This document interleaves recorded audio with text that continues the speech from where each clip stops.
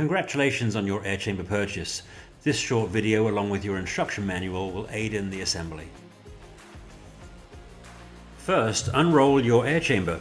Note that the fans are opposite the Airchamber entrance. Locate the fans and from the outside, shake free the protective foam shown here. Plug in the transformer, which is located in a pouch inside the tote bag. Make sure you hold up the fans to aid the initial inflation, which will take approximately 30 to 40 minutes depending upon ambient temperature. Once the Airchamber is at least halfway inflated, you can enter through one of the zippered openings, taking the pole bag and hardware with you. Make sure to zipper the door behind you. Frame assembly is easier with two people. The frame poles are color-coded: base dark gray, upright gold, and roof silver. Separate the four different connectors, noting that the top corner joints are marked with an arrow. Lay out the base components around the perimeter of the Airchamber. Securely fasten the floor poles under the Velcro flaps or by sliding them through the nylon sleeves located around the floor perimeter.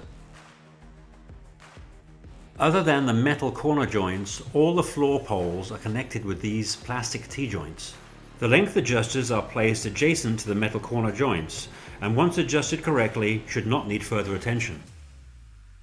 Make sure all poles are securely fitted to the connectors before moving on to the next step.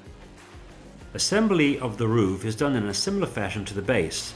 The arrow on the metal corner joint points widthwise across the roof. All widthwise poles are of 3 sections, and fitting the roof cross braces will complete the roof assembly. Next, thread the gold-coated upright poles through the sleeves, making sure to attach the poles to the top joints first. Once the Airchamber frame is completed, open the Velcro flap at the main entrance. Secure the pole inside the Velcro sleeve and then cover the pole with the full-width Velcro flap. Disconnect the power and then fit the filters to both fans before plugging them back in.